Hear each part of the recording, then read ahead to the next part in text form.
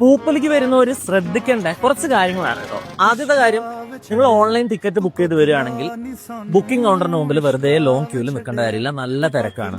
അതേപോലെ ഇവിടെ വന്നിട്ട് ബുക്ക് ചെയ്യാൻ നോക്കുകയാണെങ്കിൽ നെറ്റ്വർക്ക് ഭയങ്കര ഇഷ്യൂസ് ഉണ്ട്. ആ നെറ്റ്വർക്ക് ഇഷ്യൂസ് ഉള്ളത് കൊണ്ട് തന്നെ ബുക്കിംഗ് ചെയ്യൽ കുറച്ച് ബുദ്ധിമുട്ടായിരിക്കും.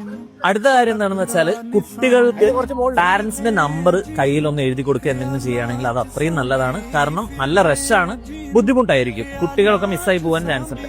അടുത്ത കാര്യം എന്ന് പറഞ്ഞാൽ വാല്യുബിൾസ് ഇട്ട് വരണ്ട എന്നുള്ള കാര്യവും ഒന്ന് സൂചിപ്പിക്കുകയാണ്. കാരണം ഞങ്ങൾ ഇവിടെ ഉള്ളപ്പോൾ തന്നെ കുറെ പേരുടെ മാല നഷ്ടപ്പെട്ടു, ചെയിൻ ഊരിപ്പോയി എന്നുള്ള അനൗൺസ്മെന്റ് ഒക്കെ കേൾക്കുന്നുണ്ട്. അപ്പൊ മാക്സിമം സ്വർണവും കാര്യങ്ങളൊക്കെ ഇട്ട് വരാണ്ട് നിൽക്കുന്നതാണ് അത്രയും നല്ലത്.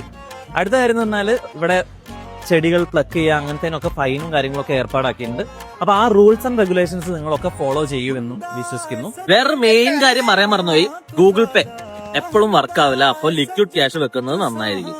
അപ്പൊ എന്തായാലും പൂപ്പൊലി ഇപ്രാവശ്യം അടിപൊളിയാണ്, 10ാമത്തെ പൂപ്പൊലിയാണ്, അടിപൊളിയായിട്ടുണ്ട്. നിങ്ങൾ ഈ വിഷ്വൽസ് കാണുന്നുണ്ടല്ലോ. 15-ാം തീയതി വരെയാണ് പരിപാടി. എല്ലാവരും കളറായിക്കോ. ബൈ.